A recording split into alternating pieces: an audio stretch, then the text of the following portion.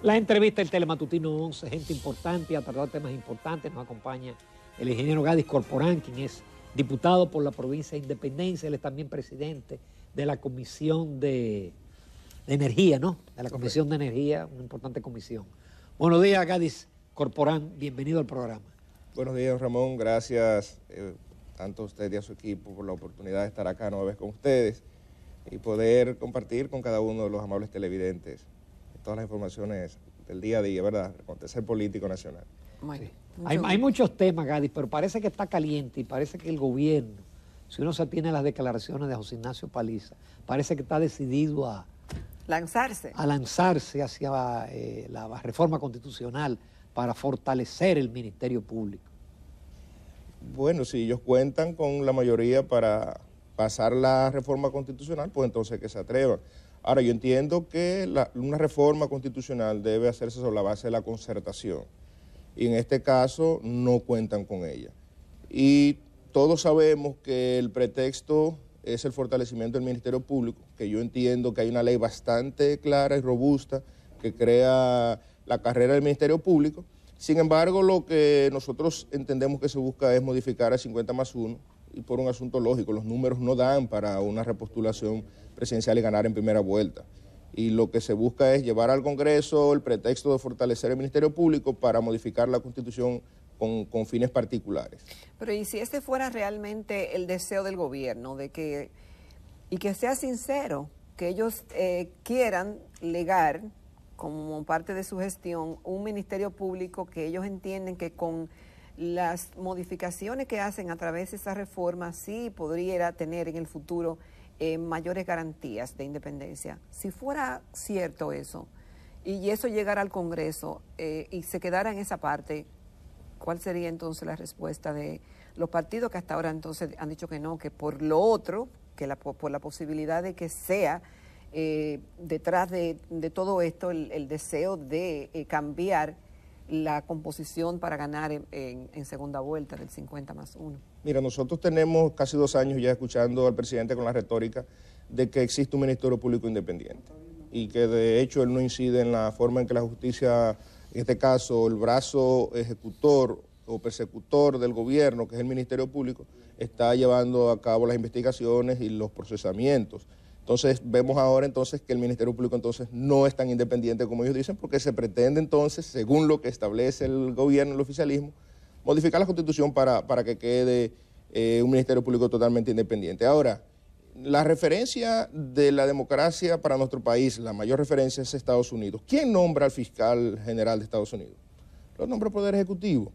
Ahora, yo sí entiendo y ahí comparto con algunos comentaristas y jurisconsultos que el accionar del procurador que se nombre o la independencia del Ministerio Público va a depender mucho de quién ostente el cargo. Porque para nadie es un secreto que esto es un país bastante pequeño y bueno, y como siempre ha pasado, hay personas vinculadas de una u otra forma a cualquier persona, a cualquier político, y yo entiendo que va a depender mucho de la entereza de quién esté en el cargo y de la responsabilidad con la neutralidad en la ejecución o en el desempeño de sus funciones. Entonces, entiendo que, claro que sí, debe independizarse el Ministerio Público, pero también entiendo que como está actuando el Ministerio Público ahora, yo veo cierta independencia, aunque a veces se parcializan, pero bueno.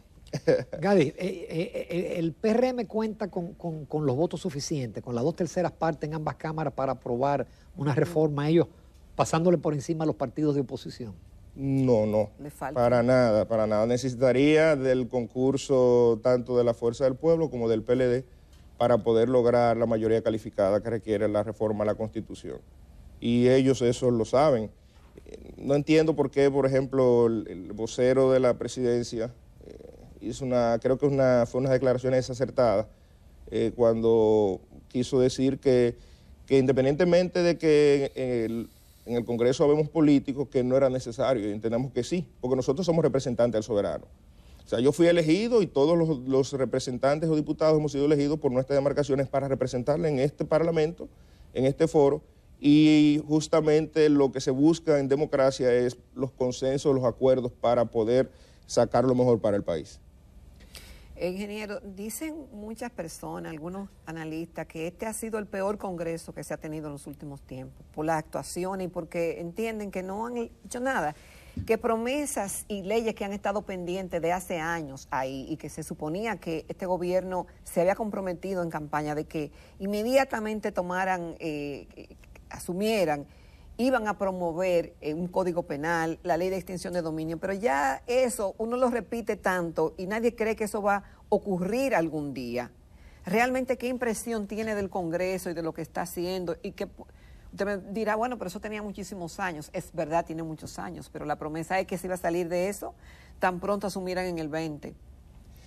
Estamos en el 22. Bueno, lo cierto es que este Congreso, a diferencia de los anteriores, cuenta con una gran matrícula de diputados de primer periodo y de diputados jóvenes.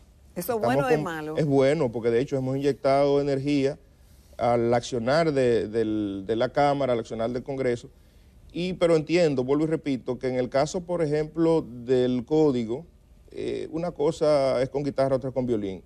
El oficialismo en campaña, que es quien tiene mayoría en las bancadas, aunque en el caso de la Cámara de Diputados no tienen la mayoría para pasar proyectos sin los consensos necesarios, pero prometieron muchas cosas que al final no dependían totalmente de ellos. El tema del Código Penal, por ejemplo, el oficialismo se comprometió con las causales y sin embargo vemos su bancada votando abrumadoramente, en mayoría en contra de que las causales fueran incluidas en el Código.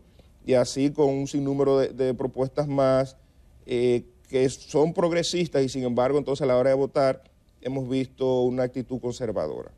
Entonces nosotros entendemos que independientemente de los intereses políticos particulares, proyectos como el Código Penal son de supremacía e importancia para la vida nacional y usted mencionó, citaba la ley de extinción de dominio, nosotros estamos totalmente contestes de que debe aprobarse una ley de extinción de dominio. Ahora, la propuesta con la que se cuenta en el Congreso, en este caso está en el Senado, nosotros hemos empezado a evaluarla y entendemos que es robustecerla. Yo mismo he opinado en mi partido, al secretario general le hemos dicho cuál es nuestro pensar y de hecho, anuncio la primicia que nosotros estaríamos como partido sometiendo una propuesta para fortalecer la ley de extinción de dominio, porque se está creando una ley sí para castigar, por ejemplo, la corrupción, estamos de acuerdo, la corrupción del político, pero también en la misma ley de extinción de dominio debe contemplarse que el empresario que cometa defraudo al fisco, pues también pueda ser sujeto de persecución y que esos bienes el Estado, esos bienes fruto del enriquecimiento ilícito por el defraude. Claro, que aplique para todos. No puede ser para castigar al político corrupto, entonces en el sector privado que puede que haya corrupción también pueda ser perseguido en todo el sentido de la palabra. Y que sea un proyecto de ley integral que abarque todos los aspectos contentivos a este tipo de delitos. Cádiz, como presidente de la Comisión de Energía, ¿cuál es tu opinión de ese sector? A lo largo de estos 2 años hemos mejorado, ellos alegan que hay ya 24 horas de energía, que las pérdidas, que esto, que el tema financiero.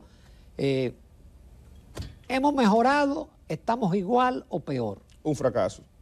Y usted dirá, pero ¿cómo? ¿Y por qué un fracaso? Porque al llegar este gobierno a la administración pública, las pérdidas rondaban un 27%. Sin embargo, veíamos en campaña cómo se hablaba de que las ineficiencias del sector se estaban transfiriendo a los ciudadanos. Sin embargo, las pérdidas entonces ahora van en escala ascendente. Están colocadas las pérdidas totales, un 37%. Desde el 2014 no se tenían unos niveles de pérdidas tan elevados como los que se tienen o los que se tuvieron en 2021 y eso es preocupante. Hemos visto una baja inversión de capital. Hemos visto pocos proyectos de desarrollo para nuevas redes, para el mantenimiento de las redes existentes. Hemos visto una falta de planificación a la hora de las contrataciones del sector y hemos visto un aumento de la nómina, a pesar de que sí es cierto lo que ellos han anunciado, de que ha habido una reducción del personal. Sin embargo, el gasto o el pago de personal ha aumentado.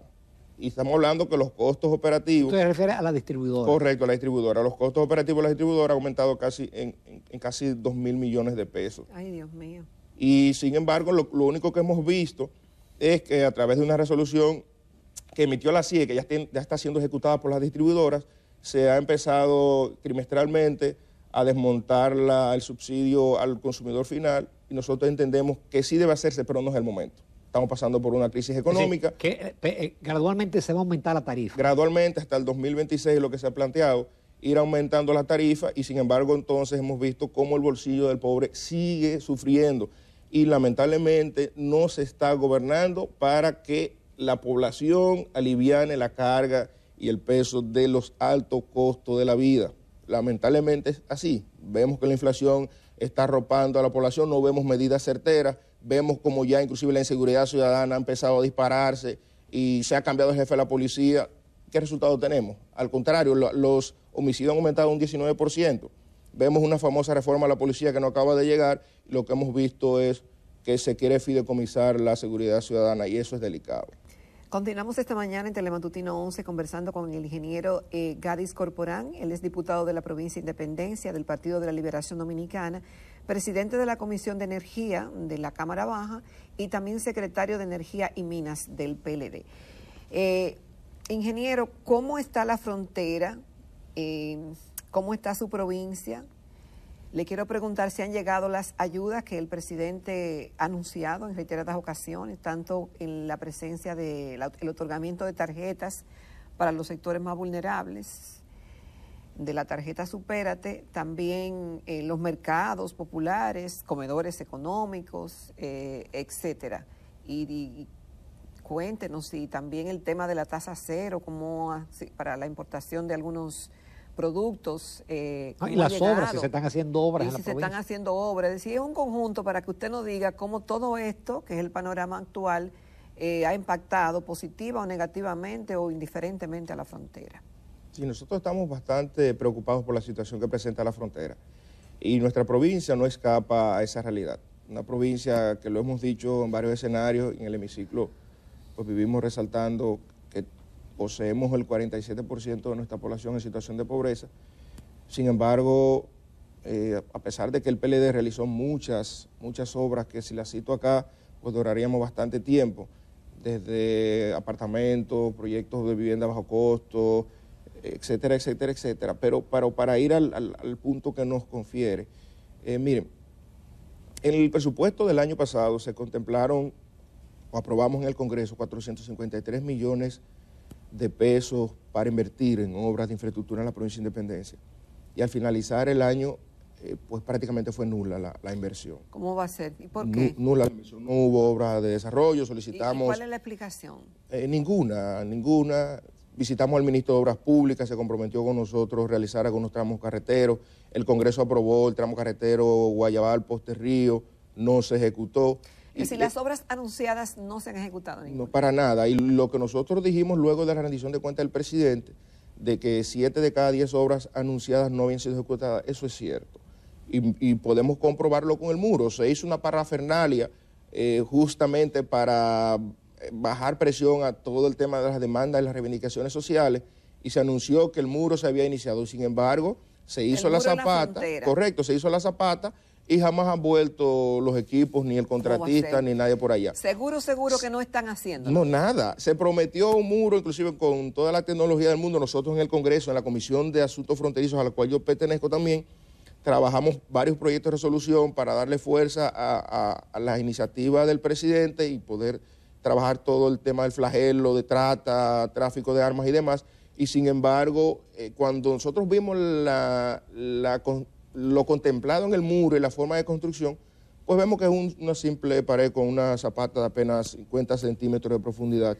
Entonces, al final, lo que nosotros entendemos es que se está trabajando mucho con el populismo, se está pagando mucho dinero en publicidad para que la gente entienda que se están haciendo cosas que no se están haciendo, pero sin embargo, cuando vamos a la realidad, vemos, por ejemplo, que la frontera sigue con la misma brecha de desigualdad, vemos las mismas faltas de oportunidades, vemos la poca implementación de políticas públicas, y lo peor aún, que yo no estoy de acuerdo con los planes sociales, porque al final no resuelven el problema como tal, pero sin embargo, por ejemplo, las raciones alimenticias asignadas a las provincias fronterizas ni siquiera están llegando. ¿Cómo va a ser? Y eso es delicado. Tenemos una merma. Pero se han duplicado, dijo el presidente. Eso es falso. Tenemos una merma en los mercados binacionales, fruto de la misma crisis política con Haití, el comercio ha ido decayendo y sin embargo vemos que esa brecha de desigualdad que existe en la frontera, que existe en la provincia de Independencia, se ha ido ensanchando y no tenemos soluciones a la vista que puedan contrarrestar la situación que está viviendo la gente en la pobreza. Vemos inclusive que se ha anunciado un aumento de las tropas militares en todo el paso fronterizo, el litoral fronterizo, y sin embargo eso no es cierto, todo sigue tal cual lo operaba desde siempre y eso nos llama a preocupación. Nos llama a preocupación porque yo siempre he dicho que existen dos países, existe la frontera y existe el resto del país. Y cuando se analizan los índices de calidad de vida, tú notas que, por ejemplo, los niveles de desigualdad en la zona fronteriza, en las 5 provincias de la zona fronteriza, son totalmente distintos a los índices en el resto de las provincias del país. Allá nosotros no contamos con aparatos productivos fuertes que permitan generar la empleomanía que necesitan nuestros jóvenes, aunque sí destacamos que, por ejemplo, contamos ya con universidades en Bauruco, la UAS, en el caso de Barahona, y también tenemos Ucateba. Sin embargo, estamos graduando decenas, cientos de jóvenes que no tienen la oportunidad de ejercer la carrera para la que estudiaron y poder sostener... ¿No será la calidad del profesional que se está produciendo? Sí, puede ser que sí. En el caso, por ejemplo, del profesorado, vemos con mucha preocupación que la calidad en la enseñanza aún tiene muchas falencias y es preocupante porque estamos mandando a nuestros niños a la escuela básica, a las escuelas públicas, y sin embargo están saliendo con muchísimas lagunas. Entonces es una bola de nieve que se va creando porque ¿qué es lo que pasa comúnmente en los pueblos? ¿Qué es lo que está pasando? Y ahí las universidades tienen que jugar un rol preponderante. Que el estudiante que quizás no fue el más destacado en la escuela básica o en la secundaria es el que decide estudiar magisterio porque quizás no tiene la capacidad para estudiar ingeniería o estudiar derecho. Pero yo entiendo que el filtro debe iniciar no en la prueba que se hace para que el profesor ingrese al sistema educativo, debe iniciar desde la universidad, que debe ser exigente inclusive hasta con la caligrafía. O sea, son problemas más neurálgicos, a pesar de que el presidente anunció, por ejemplo, ayer el tema del inglés, lo vemos con buenos ojos, pero hay que enfocarse en preparar a los profesores para que la enseñanza que llegue al estudiante, entonces sea una enseñanza de calidad. Porque si no tenemos una educación robusta, entonces el desarrollo del país no se va a lograr como siempre a lo que aspiramos todos los dominicanos. Es vital que la educación sea de calidad para nosotros poder tener mañana, pues, empleados de calidad, empresarios de calidad, y que nosotros podamos colocarnos a los niveles de la región en cuanto a los niveles educativos. Gadis, a mí me quedaba en la parte eléctrica, si tú estás de acuerdo con la disolución de la Corporación Dominicana de Empresas Eléctricas Estatales. Disolvemos CDE. ¿Y qué pasa con las empresas del holding? Entonces, ¿las empresas? Del holding CDE. O sea, el holding CDE está conformado por las distribuidoras, está conformado por Punta Catalina como generación termoeléctrica, está conformado por la empresa de transmisión eléctrica y está conformado por la generación hidroeléctrica. Bueno, y la UERS, que ya empezó a desmembrarse. Y sin embargo... ¿Y las responsabilidades de la UERS, a quién se la transfirieron? Según lo que establece la ley que crea el ministerio, debe pasar, y lo que se acordó en el pacto eléctrico, debe pasar a un área del Ministerio de Energía y Minas. Pero sin embargo, se ha dicho que se va a disolver CDE, se quiere disolver CDE con un decreto, y eso es preocupante, porque la CDE... No, pero no que se quiere, se ha estado disolviendo. Sí, de hecho se ha violentado la ley general de electricidad en casi todas sus partes. La ley es quien crea las empresas del sector eléctrico, crea CDE, y sin embargo por un decreto presidencial que establece la intención de liquidar CDE, por ese decreto entonces se han estado ejecutando acciones que son lesivas a la ley. Sin embargo, el gobierno no nos sabe decir a nosotros qué va a pasar con esas empresas, y lo que vemos es un interés de desmembrar y lo que pueda generar ganancias cuantiosas, entonces entregarlo a una parte de la oligarquía relacionada con el presidente de la República. Y eso es preocupante. ¿Esos serían los planes que hay detrás de todo esto? Bueno, vimos lo de Punta Catalina. Y quisiera que toquemos el tema de la ley de fideicomisos públicos. Es preocupante lo que yo pude ver en la ley. Pero antes de entrar a ese tema, recuerden que se anunció, entendemos que fue una pifia del director de presupuesto cuando se habló de vender la generación hidroeléctrica. ¿Ustedes recuerdan eso? Sí. Eso fue hace apenas unos meses y nosotros de hecho hicimos una rueda de prensa responsablemente denunciando las pretensiones y que no era estratégicamente posible por las repercusiones para la seguridad nacional que implicaría la venta de la generación hidroeléctrica.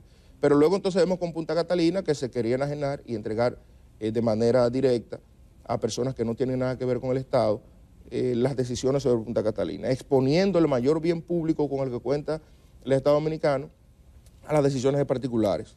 Eso no hay forma, ni es posible que nosotros como sociedad lo permitamos, y por eso se armó el revuelo en todo el territorio nacional con el tema de Punta Catalina. Pero sin embargo, justo ayer analizamos el proyecto de ley de fideicomisos públicos que ya reposa en el Senado, fue depositado hace poco, y vemos que este proyecto de ley lamentablemente es una aberración. No creo que garantice las normas, que garantice que el que pueda desarrollarse los fideicomisos públicos de una manera eficiente, porque ha sido una respuesta a las demandas de la población. De hecho, hasta las definiciones de lo que es el comité técnico, de lo que es un fideicomiso, está argumentado sobre la base de aspectos cualitativos. ¿Pero quién dice eso, Gary? ¿Es una impresión como diputado? Porque el área tuya es el área eléctrica, pero un asesor que entienda de sí, eso. Nosotros hemos estado recibiendo asesoría. Claro, y estuvimos con varios abogados, expertos constitucionalistas, y lo que hemos visto es que la ley, por ejemplo, de fideicomisos públicos, ni siquiera un régimen de consecuencia tiene. Está orientada al servicio privado, y lamentablemente es muy distinta la función pública a la función del sector privado, porque uno como empresario, ¿qué es lo que uno busca? Ganar a toda costa, que tu empresa gane. Sin embargo, el Estado está para generar bienestar social. Entonces, cuando se analiza esta ley de fideicomisos públicos, ni siquiera hay un régimen de consecuencias, y todo está hecho a un traje a la medida para que las medidas adoptadas para el fideicomiso de Punta Catalina puedan ser valederas. Y eso es preocupante, porque, vuelvo y repito... Es para que encaje eso. Para que encaje lo que se pretendía hacer con Punta Catalina, y no puede ser así. Todavía, inclusive, el tema... Recuerden que se armó una controversia con el tema de los miembros de los comités técnicos. Sí. En la ley que ellos han propuesto, justamente ni siquiera establecen que los miembros del comité deben ser instituciones públicas. Solamente se habla de las calidades de la persona que forme parte del comité. En fin, que al final lo que se busca es institucionalizar lo que se quería hacer con Punta Catalina, y eso nosotros en el Congreso, cuando llegue a la Cámara de Diputados, pues lo vamos a refutar y vamos a trabajar para que se cree un marco legal que sea cónsono con el interés público y que se garantice en todas sus partes que el bien público no sea enajenado y que no sea expuesto, porque también esta ley también establece o deja la brecha para que la deuda que se coloque a través de los fideicomisos públicos pues sea pagada con el bien del Estado. Sí. Y entonces no, pues, cuando se extingue el fideicomiso, correcto. Aunque la deuda que se ha adquirido no es pública, se convierte en deuda pública. Correctamente. Eso es verdad. Entonces, eso es delicado. Lo dice. Gadi, te agradezco muchísimo la participación y la corrección que tú tratas una cantidad de temas que no son incluso de tu área. Te agradecemos mucho la participación. Gracias a ustedes. Muchas gracias a ustedes por la oportunidad. Y nos vamos a comerciales, retornamos con la recta final del Telematutinos